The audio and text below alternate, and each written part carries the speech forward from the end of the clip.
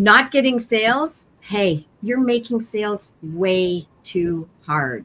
So we want you to stay with us for about 10 minutes, and we're going to dive into some of the things to make selling made simple.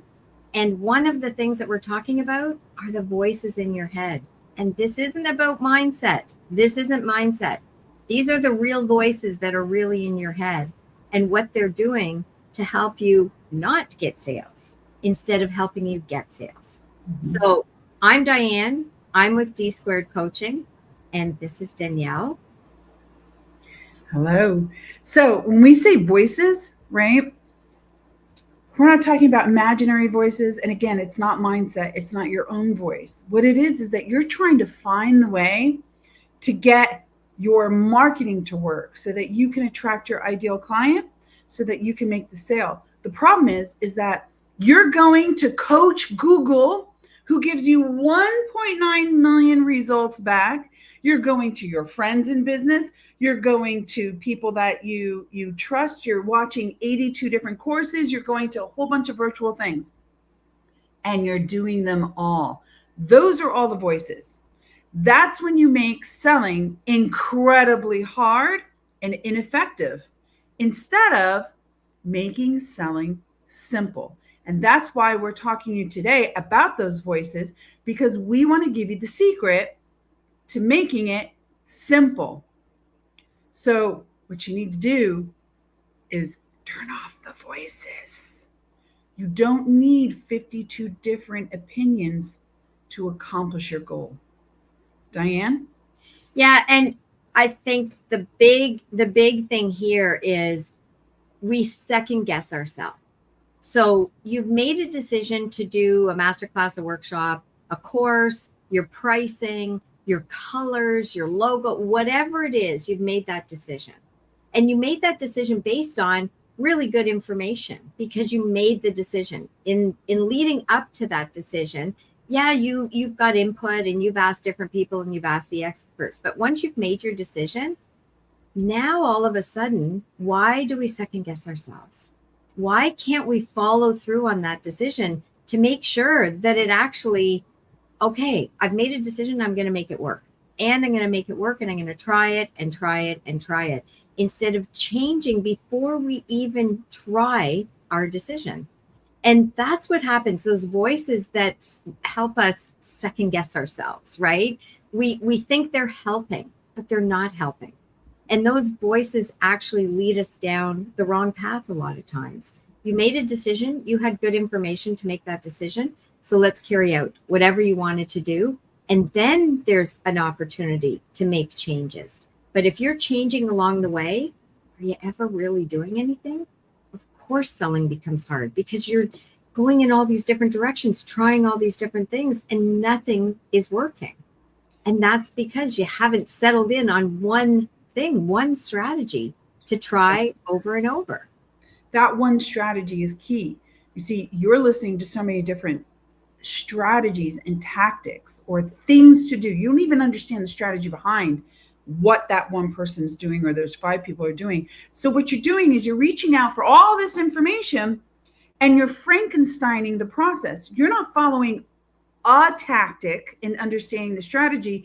You're grabbing pieces from different things and you're taping it together. And before you know it, you have a monster that doesn't work and you don't know why it doesn't work. So what do? You abandon it and you go to the other thing.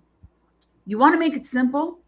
One strategy, and then you beat the hell out of it, which means you keep doing it over and over and over again. And along the way, maybe we just slightly tweak one thing, run it, and then tweak another thing if that's not working. But every time you rip something apart or you abandon it or you Frankenstein it, you have no idea what's not working. And now you're sitting here going, I'm doing everything. I mean, I see this one doing this and I'm doing that and I'm doing that. Well, you're doing a lot of things, but you're not doing anything effectively. You don't understand what you're doing and you're just all over the place. We have to dial it down. So I equate it like this. I'm not feeling well. I go to the doctors. You know me and my crazy stories. I go to the doctors, and the first doctor I see Dr. Diane, and Dr. Diane says, Danielle, you have a sinus infection. Here's what you need to do. Here's your medicine. So I come home with my medicine. I start taking my medicine. But within 2 hours, I've gone to another doctor. And that doctor tells me I have the same thing. I have a problem with my sinuses, but here's the medicine. Here's the cure. So I combine the two.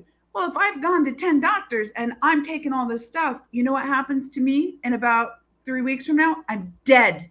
I'm dead. And that's what's happening with your strategy. Your strategy is dead because you've pieced way too many things together that don't combine to fix the problem because you're panicking. Yeah. Because you want instant results. And I think, well, that one of the things is we always want to change it to make it better, which is fine. I don't have a problem with changing things to make it better, but do you know what you're changing? So when we change, I would say instead of big, massive changes, do small tweaks, exactly what Danielle was saying. So do some small tweaks. And what are those tweaks? It's based on the information that we've gathered so far. And we talked about this in previous lives that we've done. This are Selling Made Simples on Thursdays. Like abandoning emails completely isn't a good idea if the problem has to do with our system that's sending them out.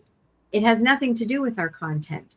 Or abandoning a masterclass completely makes no sense if we later find out that the link to get there for people to opt in wasn't working.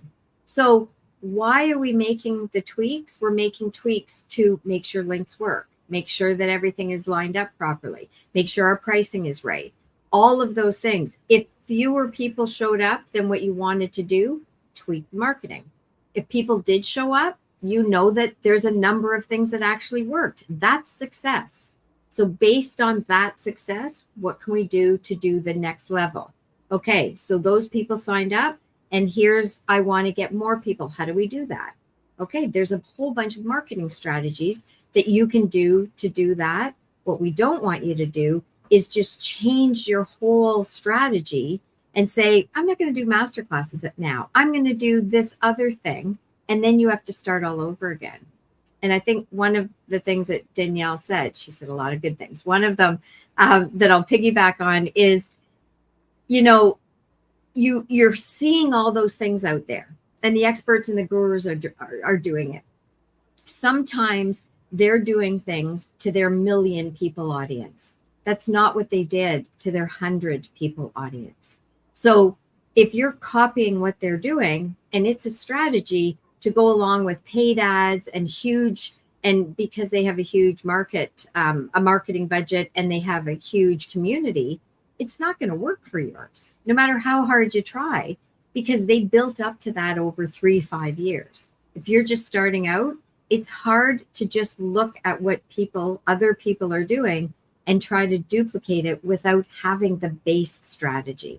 So we're saying, come up with a strategy, work that strategy, take action, work it, make it work, do it, take the action to actually do it. And then, okay, what's the audit of it? I can look at the numbers. I can look at how it worked. I can see what worked and what didn't. Oh, maybe it's just a small tweak and it's going to get me the result I want. Okay, I'm going to do it again. And then you do it again and you get better and better and better. I'm so glad you said the word audit, because the whole time you're talking, I'm going, audit. Yeah. So let me break it down and give you an example. You're running a online workshop. That's your strategy in order to get people in front of you, deliver value, build a relationship so they know, like, and trust you. We all know that. And then you make your offer. Now, you did social media marketing and you sent out emails. You did these two things to get them to the workshop. This is the way for you to make sales. You have a lot of interest. People are saying yay, and then you turn on your camera and no one's there. Ripping it up and doing something different means, okay, there's no more workshops. Now I'm only doing, no. If we audited, we realized that the social media and the emails are getting people to raise their hand and say yes, but somehow they're not there. What's missing? Is your link broken? Gave them the wrong link. I've had that happen. Did all your reminder emails actually go in their spam and they didn't realize it? And you didn't try to give different channels, different opportunities, whether it's DMing or calling, to remind them about your event, so they weren't there, right? That's what we talk about, a tweak. There's something right here after I audited where they were interested and they didn't show up. What happened in between? That's the tweak. What could I do differently? I'm still going to run the workshop. I'm still going to do the social media. Exactly. Something here needs a small tweak. I do the tweak. I do it again. Did my results change? Yes, but it wasn't as many. Okay. So what could I do differently in here? Because now I see that I'm getting the results, a small result. How do I do that? When you get great results, you know what the answer is? Do more of it. Do more of that. Keep it. Don't try to do something different. Just do more of it. It's the pieces that you think are not exactly delivering what you need. And then you can go in and maybe you ran your event and you just didn't convert at all. Okay. So the audit would say, go back and watch your video. Look at how people are responding to what you're saying. Was it good information? Was it too much information? Was it not enough information? Were you not connecting? Were you talking at them and not with them? Like, these are the small tweaks. So maybe you tweak one section in your thing. Maybe you handled the way you deliver your offer slightly different. Same offer. It's not the offer. We're not ripping up the playbook. We're tweaking. And until you've exhausted all channels, that's when we move on to the next thing. That's what we're talking about. But I see people go, I did it once, I'm out. And they do something different, and they're always doing new things. So there's a learning curve, there's a delivery curve. Then you go and do it and it doesn't work. And then you're on to the next thing. You're in the hamster wheel. Like, get out and stop. Stop the voices. Stop the madness. Stop. One strategy, audit it. Understand it, know what the tactic is in the strategy, and just obsess over it. Yeah. And for sure, whatever you're doing, when you're taking action, you're learning from it and you're getting experience. And that experience is going to help you with whatever your next step is. If you had 50 people showed up and nobody bought from you, well, okay, have you had 50 people show up before? If you consistently have 50 people show up and nobody is taking your offer, what do you think is the problem? It has to do with the offer. If you're leaving 5 minutes at the end and half the people have already gone, that could be a reason why they're not accepting your offer. So look at the offer. Look at when you say your offer. Look at the position of how you position it in your masterclass. Even just within the offer piece, there's a whole bunch of things that you can tweak. It's not necessarily, I have to lower my price or nobody's going to buy it. It could just be that people didn't understand your offer. You didn't give them time to think about it. You didn't have a call to action. You didn't have a link that you could put in the chat. There's a whole bunch of things just around that piece. So instead of saying, I need to lower my price, I'm having all these people show up, I would be saying, wow, you have 50 people showing up, and are they all staying to the end? And when are you making your offer? And how much time are you giving to your offer? And did anybody have questions? And did you give them an easy way to sign up? That's tweaking the part that didn't work. That's right. So if you look at the different parts of it, if it's the beginning, if people aren't signing up, you go through that whole sequence of questions to say, okay, I'm not changing what I did because nobody saw it yet. So that can't be bad. It's just not seen. How do I get it seen? Now I focus on how do I get it seen, and not changing something that when I did, I thought was brilliant. I loved my workshop. I loved my masterclass when I created it. It's still good. That's not the piece that needs help. It's maybe the before part or the after part or whatever it is. It could be that a lot of people said they need to think about it or whatever. And did you do follow-up? Because so many people might not buy at that moment, but they certainly buy in emails and follow-ups after the fact. So there's a whole bunch of different things that you can do. And what we're saying is whatever you're creating, whatever you're doing, You did it for a reason, and you're brilliant, and you know what you're doing. Don't second guess yourself. Don't second guess yourself. You know, Diane, this is a true story. So my husband's driving my car. I'm sitting in the passenger seat, and I feel on the highway my car goes like it's misfiring or something. And I'm thinking, oh my God, are you kidding me? Like, that's a repair. Same thing with your marketing. Does it mean I need to go and rip out my entire engine and replace the whole thing? No, you know what it was? It was a tweak. My gas needed an extra little $3 bottle of stuff to take out the condensation, and the car's perfect now. I didn't need to replace a part. So why would I think about ripping out my whole engine? That's what we're doing in marketing. That's what we're doing in our process to make selling so much harder than what it needs to be. Sometimes it's just an additive in the fuel tank, or one part or oil or one piece of your engine that needs to be fine-tuned or repaired. So I love that you said that, Diane, because in your example, if you were running that workshop or that event and 50 people came and they didn't convert, the problem, Inspector Clouseau, is not the upfront, because you got 50 people there. Don't touch it. Rerun, do more of that. Look to where you didn't convert. And sometimes it could be as simple as sending out a survey and asking the 50 people what would have gotten you to take the offer. What? Right? Not tossing everything out and replacing the whole engine. Just putting a little at and inspecting it. I think that's the big message. But so many of our clients or people that we've worked with, by the time we get to them and they've tried everything, it's because we're listening to too many voices and we're taping pieces together to create a strategy that it's not possible to work, because that strategy went with this thing and these 5 went with this thing. But you just heard the best pieces and thought if you built your own monster, it was going to work. It's not. It's not. There's nothing in life that you could do that with. If you were even cooking and you were taking the best ingredients of 50 recipes, right? Go ahead, taste that. Right? No, doesn't work. Yeah. So, yeah. Go ahead. I know we're I was just looking at the time. I know I'm looking at the time too. I was going to say, it's the difference of like the macro versus the micro.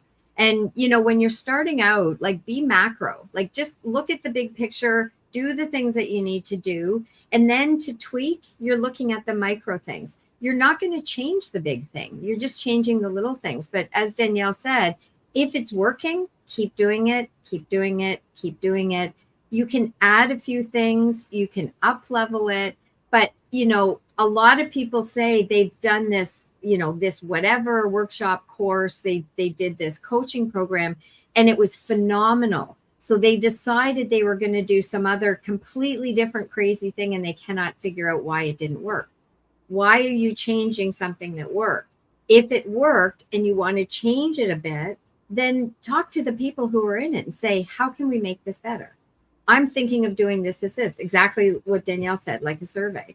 Even with things that are working, if you want to scale it, if you want to do something different, there's I'm going to say logical, but there are step-by-step ways for you to grow in a big way. But we grow on things that are successful for us, that we have experience, that we've done, that we know work. If we're trying to go big on things that we don't even know work, you're setting yourself up for some failure. Mm-hmm. Yes, every once in a while, one will hit. But if you're doing things and you're getting success, you're gaining experience, and now you know what to do to go big because you know what works. You know what messaging you need. You know what gets people to show up and opt in and then buy and engage and ask their friends to come along as well. Those are all successes. So when you build on success, selling is so much easier because it already works. You know it works. You're just doing something a little bit different or bigger or whatever it is. So look at what you're doing to start with at a macro level. Look at it like a big picture view. And then as you're getting success and as things are happening, or if it's not working, now you're looking at the micro pieces. and it'll happen. Yep. So I'm going to give you guys a call to action. And this just might be a strategy for you. But we really want you to do this. So first of all, we invite you to next Thursday. You know, we're live every Thursday at 1 o'clock Eastern time. But if you enjoy the content that we're giving you and the information, hit the like button underneath and tell us what you liked. Commit to yourself, no Frankensteining, no more voices, and bring a friend next week. Is that a strategy, Diane? Bring a friend next week. Bring a friend next week. Why did I just repeat that 5 times, Diane? What do you think? Maybe it's an audience building tip. Ooh, I think so. So now you got 2 tips. You got voices and one way that you can grow your following the easy way. So again, I really mean it. Hit the like below. Join us next Thursday at 1 o'clock Eastern time, and bring a friend. Share this with a friend. So thank you for taking the time with us. And again, turn off the voices and let's become Inspector Clouseau. Let's run with the one thing that you're doing, understanding what you're doing, and only tweaking. Okay? And it Take will care. be simple. Selling will be simple. We Yeah. know that. We've been there, done that. So yeah. See you next week. Bye.